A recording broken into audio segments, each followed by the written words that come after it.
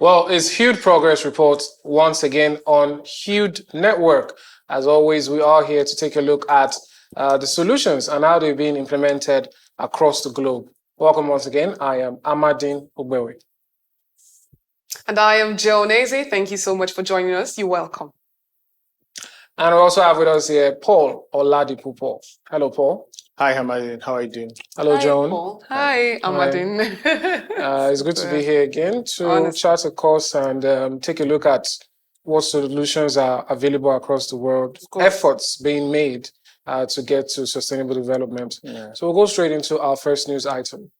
Now, the government of Denmark has renewed a strategic partnership with the United Nations Development Programme through a significant financial commitment of $53.3 million to support global sustainable development and peace-building efforts. The funding includes about $19 million in flexible core resources and $34.3 million directed to thematic funding windows focused on governance, peace building, crisis response, resilience, and climate action.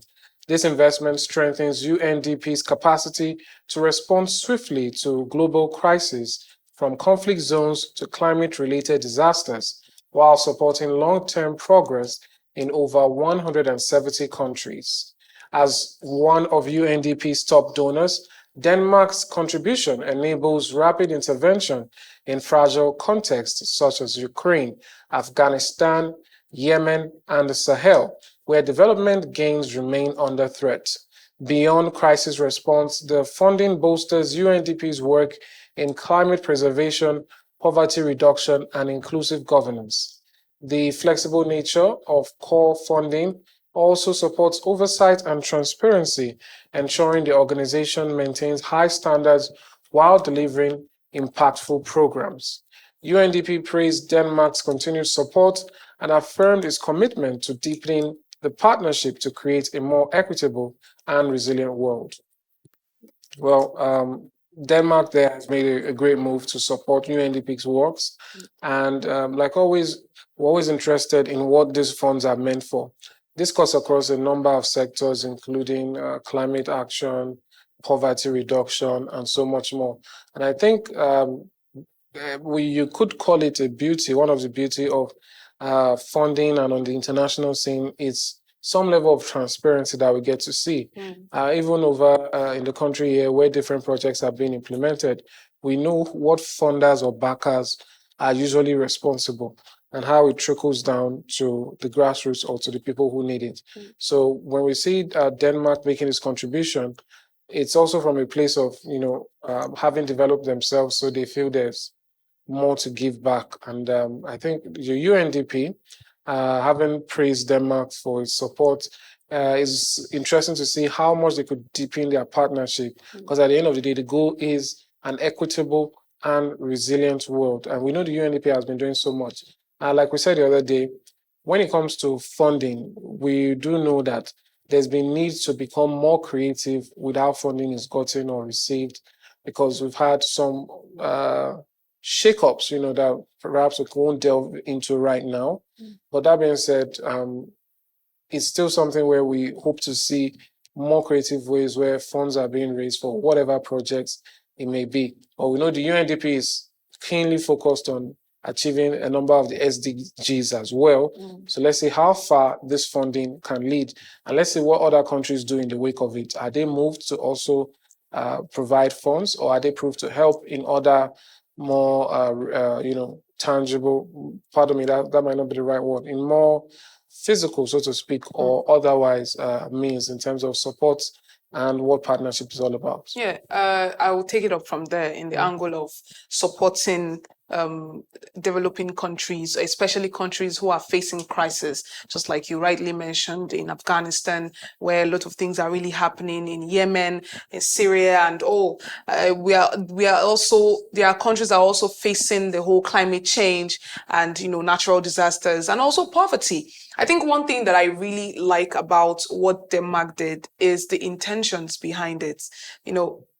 As not really a superpower, but one of the strongest countries, a developed country, looking back, going through the right channel. That's one of the international organizations, and say, okay, take this amount of money and channel it into global development, to eradicate a lot of things that countries are going through. And for me, it's a very, very key step to take. And just like you rightly mentioned, other countries need to support in other forms, because you can support in different ways, just like Denmark did, supporting via finance. Some of them can also go as far as building infrastructures for them in their countries, making sure that there is swift flow of trade and business and all that. So it's a very, very good one I can see from Denmark. And I urge other countries to learn from them, especially people that have done well for themselves. It's just like you have done well for yourself and you're looking back and say, okay, let me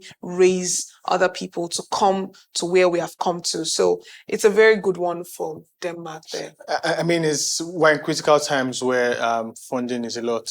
All of these organizations has been crying so much about the need for more increased fundings, more fundings here and there, as there's been cutbacks here and there. And it's really amazing to see that Denmark is, as one of the leading donors of UNDP, they are once again donating this huge sum of money to UNDP to foster this cause for the common goal of ensuring that the growth that we all are anticipating is spread across. I mean, Denmark is ranked number 3 in the SDG report of 2025, and it's wonderful to see that they are not just wanting to be at the top, but also want to see more countries, more regions coming up to their own number. I think over 100, they're around 85 point something percent. But another interesting thing about this donation is the fact that they also broke it down into two, with 19 million to UNDP to use at their own discretion, and also giving about 34.3 million for specific reasons. And this is really amazing to see. We're expecting more work in terms of climate change actions and things like that. It's really amazing to see. Let's take a look at our verified voices and see what our verified voice is saying. This particular tweet is one from UNDP. They say funding windows help us. Funding windows help us to be agile and respond to crisis immediately and effective. Thanks to governments of Denmark, Luxembourg, and Republic of Korea, we are working in Ethiopia, Lebanon, Bangladesh, and beyond to help bridge gap and support people-led recovery. This is a tweet from UNDP talking about how these particular funds, not just from Denmark, but also from Luxembourg and also from Republic of Korea, will also help. Let's take a look at our second verified voice before we take comments from those in the studio here. It's still one on this particular topic. It says, to tackle unemployment in the Arab region, UNDP Arab states with funding from Denmark are supporting small and medium-sized scale enterprises in Morocco, Tunisia, Egypt, and Jordan. This is a very amazing, to see that, it's one of the things we're talking about in specifics. Now, this particular one is going to a specific region and all of this. And now we can see that the money being donated is going to some places. So we're expecting improvements in some of these places, especially when it comes to small scale and also medium scale businesses and enterprise. Honestly, I totally agree, because we are still saying the same thing, solving unemployment in Arab and making sure that everything is really, really going well is something that we really look out for. All right, we take our next. But just before I still have some comments there. When it comes to the funding, like I said, being earmarked for specific things. You saw the SMEs in Arab states. Yes. It's still intended to solve very specific issues. Yes. And this helps with monitoring, which takes us to how these funds are expended. I think on a previous Youth Progress report, if I'm not mistaken, we've actually taken a look at UNDP's report for like a year. And you see that different agencies participate in this. And the point of this is opening it to the public, is to say, this is where we've made progress. This is where the funds are being spent. And so I think the main thing about it is that when you then ask for more funds, because what we see with UNDP and other global organizations is that they are very vocal about the fact that they need more support. They don't delude themselves into thinking that something that can be done in isolation, which we also saw with the FAO director talking about coming together for agro innovation. At the end of the day, it's a communal thing. And that transparency is what I believe that can trickle down to now local NGOs. And the reason I point this out is, when we're talking here in this development space, there are a number of non-governmental organizations all doing their bits to promote, sustainable development goals, achieve what they want. And when that structure is not there to show these are the funds coming in, these are the funds going out, this is what we're targeted at doing. When sometimes you can hear broad statements like, we are helping youths to achieve their future. We need things that are more direct so that More we can specific. exactly, and then we measure progress. Where we are falling short, we work on it. Where we need help, we can ask for more, and people will be willing to help. Before we move to our next news item, let's go on a quick break now. When we return, we'll delve into more. Don't go anywhere. We'll be right back.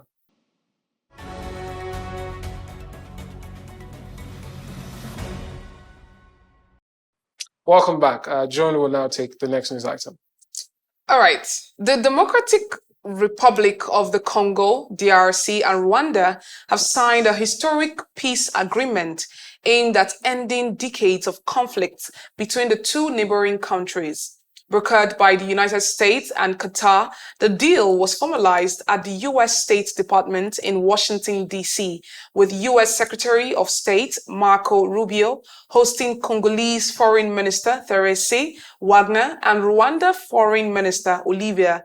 Under the terms of the agreement, both nations will launch a regional economic integration framework within 90 days and establish a joint security coordination mechanism within 30 days. Rwanda is expected to withdraw its troops from DRC territory within 3 months, a move that raises hope for the restoration of peace in the mineral-rich provinces of North and South Kivu. The agreement also calls for the neutralization of the Democratic Forces for the Liberation of Rwanda, a rebel group linked to the 1994 genocide, and the return of displaced families. While Rwanda denies backing the M23 rebels, it demands DRC cut ties with the FDLR. Despite the absence of clear terms regarding M23's withdrawal, the peace deal has been described as a turning point. US President Donald Trump hailed the agreement as a step toward ending violence and boosting access to critical minerals, while analysts caution that its success will depend on implementation and long-term commitments from both nations to justice, security, and rebuilding trust. This is a fight that has been going on for quite a while now between the Democratic Republic of Congo and Rwanda. And what we are seeing is one person is feeling that another country went to attack this other country based on the genocide, and this other country is feeling that they also have a hand in whatever is going on with them, the whole back and forth and everything that is going on within them. And now the US has stepped into the situation, and they've actually come to an agreement. And for me, it's what is being tagged is a historic peace settlement, where the two countries have come together to say, okay, let's end the fight. Let's stop the violence. Let's stop the killing, because we have a lot of values that we can actually give to ourselves.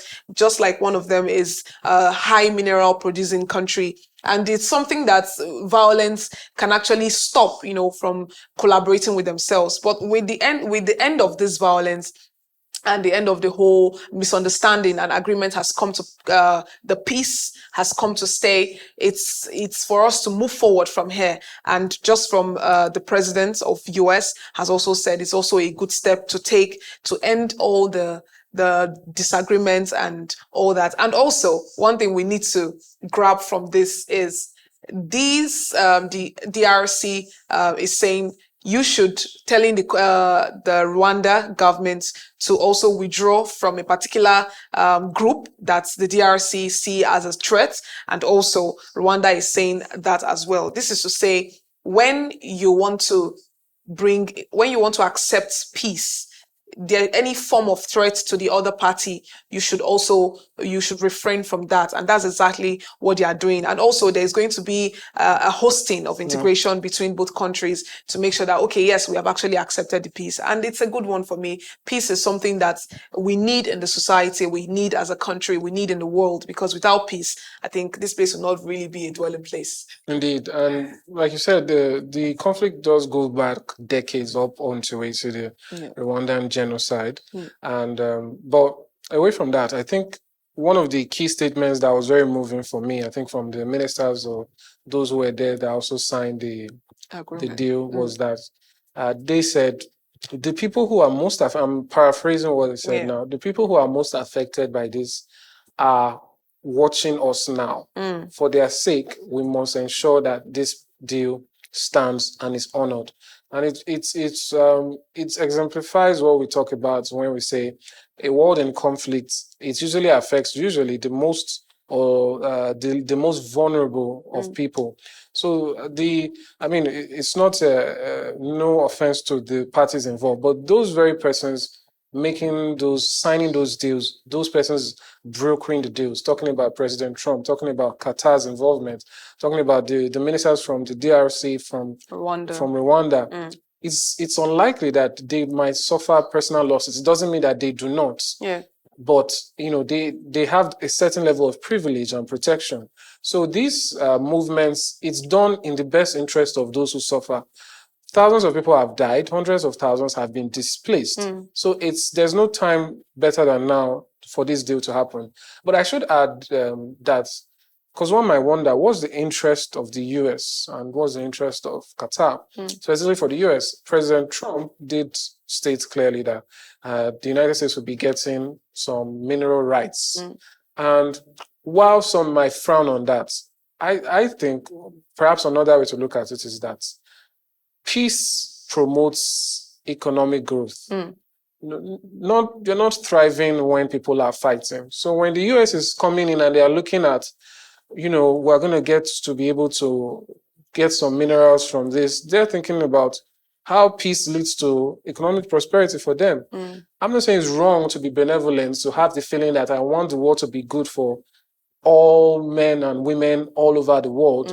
But you find that people tend to also be moved by the fact that they're going to benefit. And, we understand that President Trump is one who's quite open with his words. He's not as some might say, politically correct all the time. So another leader might not even mention that, but he did. And so I'm saying that it is in the interest of everyone to start to take time and look at the world and realize that when we fight, when we war, there's not a lot of opportunities for us to then, grow, for us to do better, to live a happy life, because people are dying there.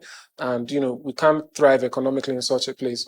So the US gets to get something out of this while brokering a peace deal.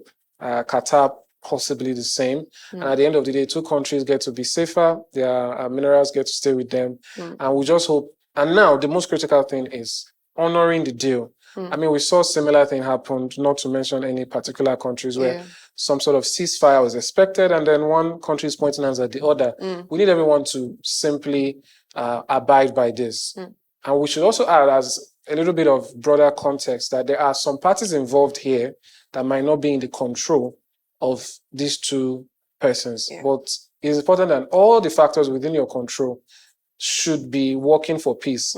It should not be that you are found wanting in a little way that then leads to escalations, because we've talked about this before, even when we're referring to International Day of Dialogue between Civilizations. Just talk and you can solve issues. Do not allow it escalate. But when you allow little things like, this is the stricto sensu idea of the deal, and you've crossed a line, even if it's just an inch, problems have begun. And the other person says, since you took an inch, I will take a mile. And then escalations lead. So we do hope that strictly the peace deal, a historic one, is honored. And again, for the people who are suffering the most. Indeed. I mean, in my language, there's a saying that says that if two elephants are fighting, it's the grass that suffers most. And that's what we see here. Usually when two leaders are fighting, it's usually the followers that actually suffer most. They're the ones that suffer much loss. And it's really amazing. And, this particular peace resolution is one that is historic. First, because it's 3 decades long. That's 30 years, a very long time of back and forth between two countries. And another thing again that makes it very historic is the parties involved in the settlement of this particular peace, the agreement of this peace, talking about the US and also Qatar, coming on board to ensure that these two countries actually find peace at the end of the day. And one thing that might actually amaze us is the fact that these two countries share borders together, both land and even sea, as well. There's a lake in their midst. And it's really amazing to see that even if we share borders, I'm very sure that if we should go back in before 30 years ago now, we will have seen probably there were so much of trade between the two countries. And, during this time of war, obviously there can't be trade between any of them at all. And also another thing again is the fact that with this time now, with all of this that's come on board now, we should be expecting growth, economic growth, because now the borders will be open for trade, both in and out of both countries. And nothing again is the fact that when there's war, right, no one thinks of infrastructure, because while you're at war, anything can happen. Any infrastructure, you could be building now, and then that particular infrastructure is targeted and it's brought down, and that's just waste of money. And now we should be expecting more growth in these regions, in these two countries. And really, it is so amazing and it's so historic for me to see this particular thing happen. And it is very rare to see two leaders come together. And again, we should not forget that all of these things we're trying to do here is to promote SDG 16, which is peace, justice, and also stronger institution. And that's the goal as well. And it also sends a message across to public countries or communities where they are still fighting for land or things like that, things that small. Just come to the dialogue table, make a dialogue. And I think another thing again I should also point out is the fact that both parties should be ready to compromise. There are some things that you compromise and there's something that you stand on, but even either way, try to meet at the middle point. Don't try to stand on your ground and expect the other party to come your own way, but rather two of you should be ready to compromise for some things, let some things go and have some things to yourself. Just not to mention some countries' names, just like I'm following your footstep now.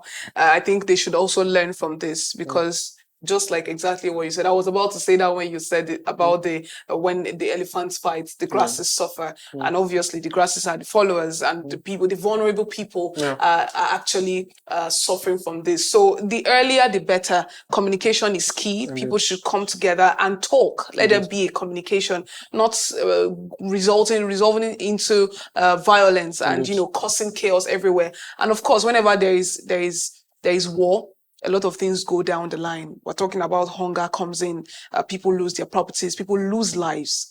Okay, so it's quite unfortunate, but it's a good one for Rwanda and Congo. I mean, this peace deal isn't just about ending the war. It is one that is writing history. It's writing the future of the entire region, talking about diplomacy, cooperation, and also sharing security. Let's take a look at our verified voices and see what our verified voice is saying on this particular matter, talking about the peace deal between DRC and also Rwanda. On June 27, 2025, DR Congo and Rwanda signed a peace agreement in Washington after 30 years of conflict. The deal provides for troop withdrawal from disputed areas, demobilization of armed groups, and mining agreements with the United States. It was signed at the White House by Foreign Minister and also Olivia, which also was witnessed by US President Donald Trump and African Union representative. And that's a big smile from Donald Trump. There's a wonderful one to see. It's June 27 is going to go down in history when it comes to the story of both Rwanda and also DR Congo. And it's lovely to see peace. We want peace to be spread across the rest of the world, not just these countries that are fighting. It should be across by 2030. We're almost there. And we need more of these deals in the next 5 years to be able to achieve that particular SDG goal. Let's say congratulations to them. Indeed. And I do hope that